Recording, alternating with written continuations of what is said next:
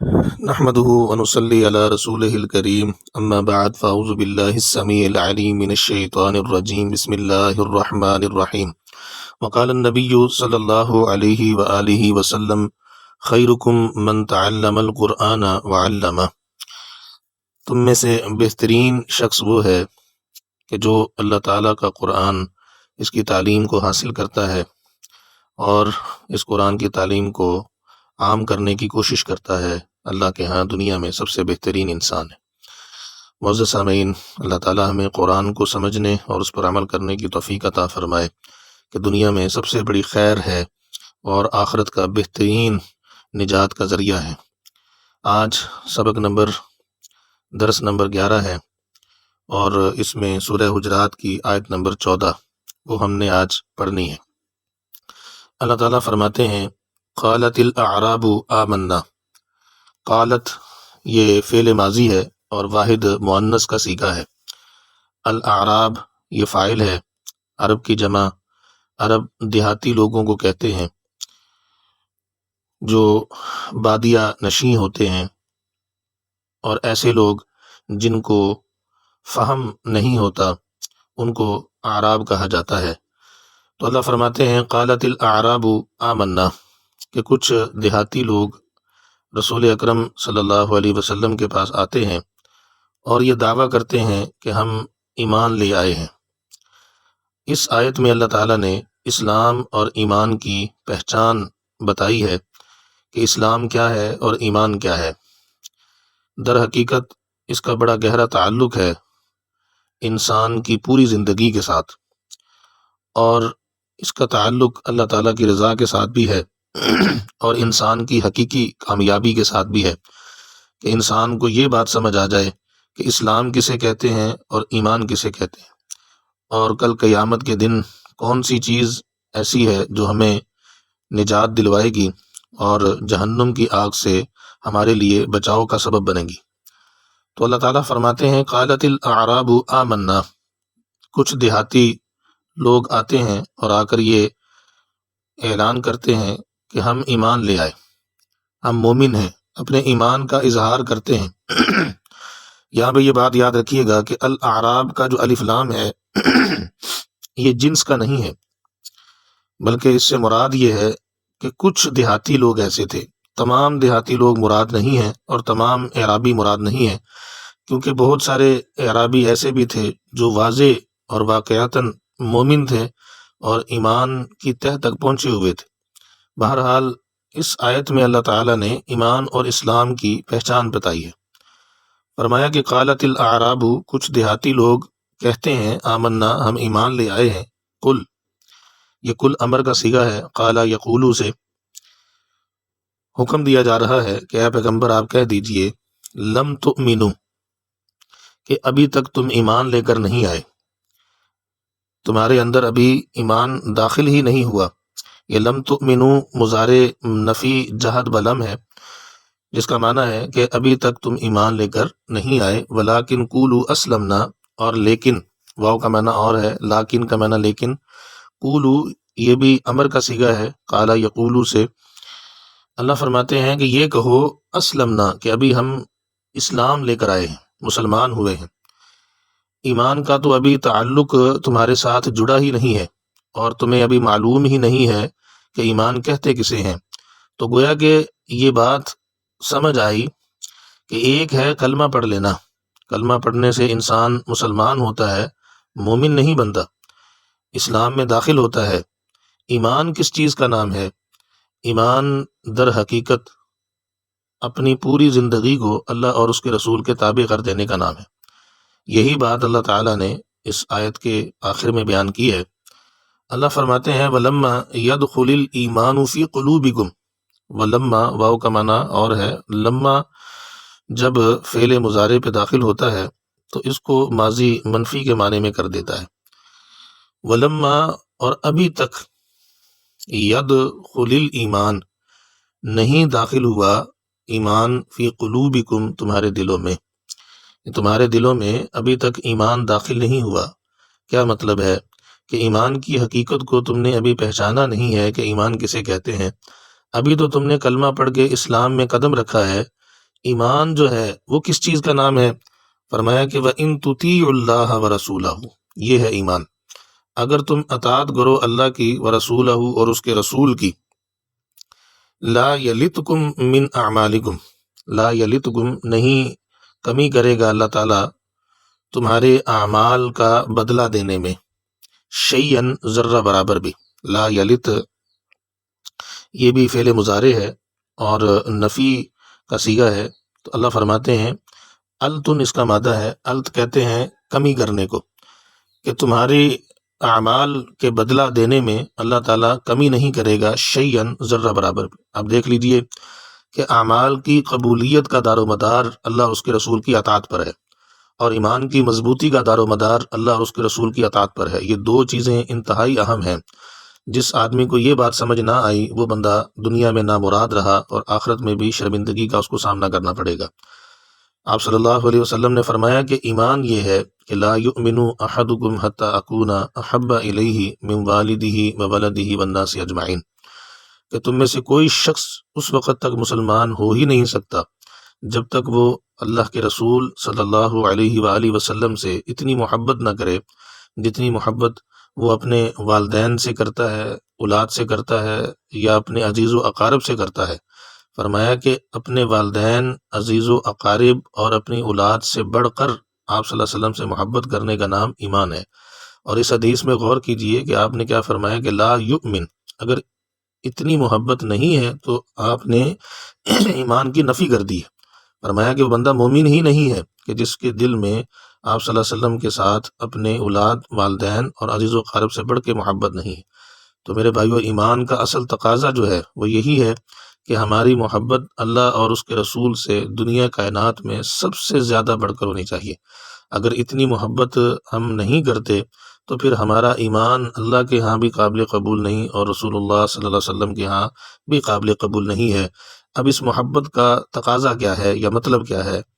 ایک تو یہ ہے کہ دلی طور پر بھی ہم آپ صلی اللہ علیہ وسلم سے محبت کریں، آپ کی سیرت سے، آپ کی صورت سے، آپ کے عمل سے، آپ کی حدیث سے، آپ کی سنت کے، حتیٰ کہ آپ کا اٹھنا بیٹھنا، چلنا پھرنا، کھانا پینا، شب و روز کا ہر قسم کا عمل ہمارا شریعت کے مطابق ہونا چاہیے، اللہ اور اس کے رسول کی اطاعت اور اس کی فرما برداری کے مطابق ہونا چاہیے۔ یہ ہے حقیقی طور پر آپ صلی اللہ علیہ وسلم سے محبت کرنا۔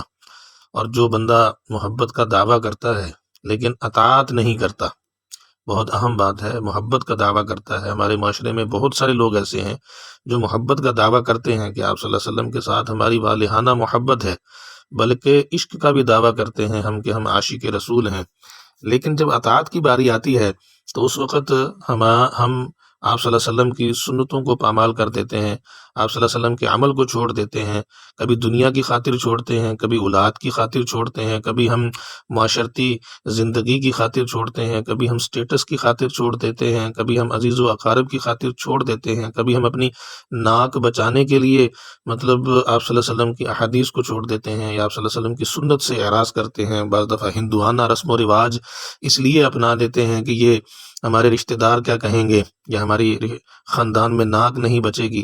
تو یہ سارے معاملات جب انسان کرتا ہے تو پھر محبت کا دعویٰ یہ کھوکھلا دعویٰ ہے، ایسی محبت اللہ نہ پسند کرتا ہے اور نہ ہی قبول کرتا ہے۔ غور کیجئے گا کہ ابو لہب کو بھی آپ صلی اللہ علیہ وسلم کے ساتھ انتہا درجے کی محبت تھی، اتنی محبت تھی کہ جب آپ صلی اللہ علیہ وسلم اس دنیا میں تشریف لائے، آپ کی پیدائش ہوئی تو ابو لہب نے خوشی میں لونڈی کو آزاد کر دیا، اور اتنی محبت کرتا تھا وہ آپ صلی اللہ علیہ وسلم کے ساتھ کہ اس نے آپ کا گھر اپنے گھر کے ساتھ بنوایا اور صبح و شام آپ کی خبر گیری کرتا، آپ کو دیکھتا اور آپ سے پیار کرتا اور انتہا درجے محبت دیتا۔ لیکن جب آپ صلی اللہ علیہ وسلم نے ابو لہب سے کہا کہ قولوا لا الہ الا اللہ، کہ آپ اب اللہ کی اطاعت کریں، اللہ کی فرما برداری کریں اور میری بات کو مان لیں اور کلمہ پڑھ لیں، اسلام کو قبول کر لیں، تو ابو لہب نے کیا کہا؟ تبا لک یا محمد، اے محمد صلی اللہ علیہ وسلم آپ کے ہاتھ ٹوٹ جائیں، آپ نے ہمیں یہاں اس لیے بلایا ہے۔ تو اللہ تعالیٰ نے جواب میں قرآن کی سورت نازل کی، تبت یدا ابی لہب وتب، کہ ابو لہب کے دونوں ہاتھ ٹوٹ گئے۔ ما اغنا عنہ مالہ وما کسب، ابو لہب نے جتنا مال کمایا، جتنا بھی اس نے اپنا نام کمایا ہے، یہ اس کو فائدہ نہیں دے گا۔ اللہ تعالیٰ ابو لہب کو جہنم کی آگ کے سپرد کر دے گا۔ تو غور کیجیے گا کہ محبت خالی بغیر اطاعت کے اللہ کو قبول نہیں ہے۔ ایسی محبت اگر آپ کا دعویٰ ہے کہ ہم آپ صلی اللہ علیہ وسلم سے والہانہ محبت کرتے ہیں تو اس میں اطاعت انتہائی ضروری ہے، اور اسی سے اللہ راضی ہوتا ہے، اور کل قیامت کے دن اسی اطاعت کے ذریعے سے ہمیں آپ صلی اللہ علیہ وسلم کے ہاتھ سے حوض کوثر کا پانی بھی ملے گا، اور آپ صلی اللہ علیہ وسلم کی شفاعت کے بھی ہم حقدار ہوں گے۔ معزز سامعین، یہ بات یاد رکھیے گا کہ ہم انتہائی گناہ گار اور خطا کار لوگ ہیں۔ ہمارے پاس اتنے اعمال نہیں ہیں کہ ہم جنت کے وارث بن سکیں۔ ہمارے پاس ایک آس اور امید ہے کہ کل قیامت کے دن ہمیں آپ صلی اللہ علیہ وسلم کی شفاعت نصیب ہو جائے گی، اور اس شفاعت کے ذریعے سے ہم جنت کے وارث بن جائیں گے۔ یہ بھی آپ صلی اللہ علیہ وسلم کی بہت بڑی قربانی اور بہت بڑی عظمت اور بہت بڑا مقام ہے کہ آپ صلی اللہ علیہ وسلم کو دنیا میں اللہ تعالیٰ نے ایک دعا کے لیے کہا کہ آپ جو کچھ بھی اللہ سے مانگیں گے اللہ تعالیٰ آپ کو عطا کر دے گا۔ یہ بہت بڑی دعا تھی۔ آپ صلی اللہ علیہ وسلم نے اس دعا کو مؤخر کر دیا، اپنے لیے کچھ نہیں مانگا۔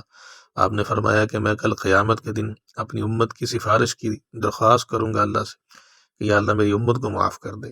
کتنی عظیم نبی ہیں، اس عظمت کو سلام ہے، اور آپ صلی اللہ علیہ وسلم کے مقام مرتبے کو ہم پہچان نہیں سکتے۔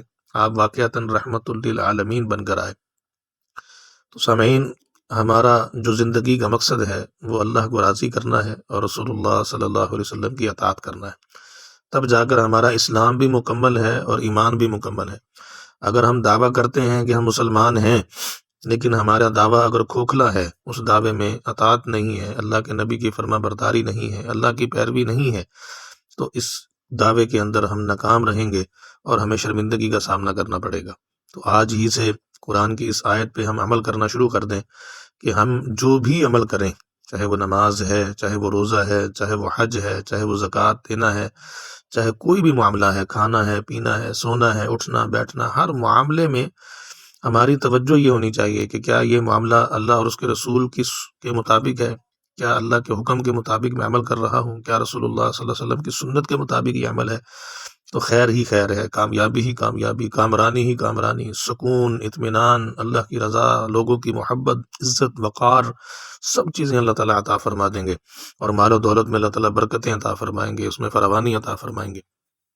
تو اس لیے اس آیت کو اللہ تعالیٰ نے واضح طور پہ اس میں یہ بیان کیا کہ کچھ لوگ جو اسلام لے کر آتے ہیں، مسلمان ہوتے ہیں، تو وہ ایمان کا دعویٰ نہیں کر سکتے، کیونکہ اسلام اور ایمان یہ دونوں، اس میں فرق ہے۔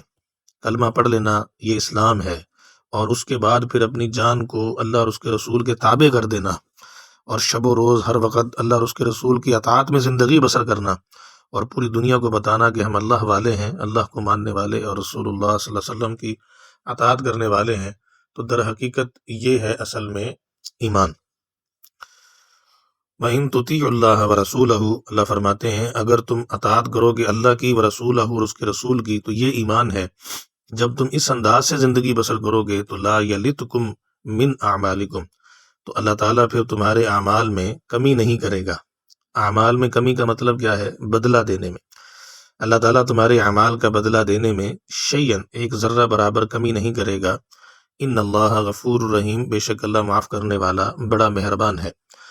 تو گویا کہ ہمارے اعمال کی قبولیت جو ہے وہ اللہ اور اس کے رسول کی اطاعت میں ہے۔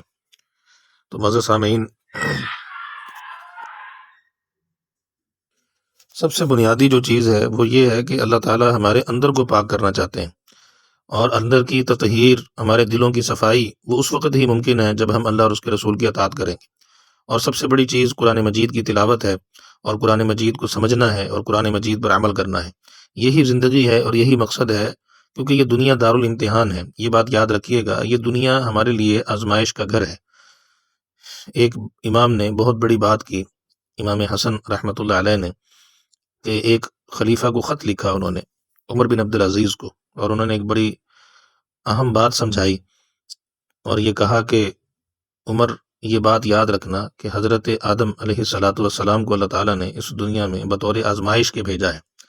یہ دنیا آسائش کا گھر نہیں ہے، بلکہ آزمائش کے طور پہ آدم علیہ السلام کو دنیا پر بھیجا ہے۔ یہ امتحان گاہ ہے، اور اللہ تعالیٰ نے یہاں پر ہر انسان سے امتحان لینا ہے، اور یہ سزا دی گئی ہے آدم علیہ السلام کو کہ انہوں نے اللہ کی نافرمانی کی.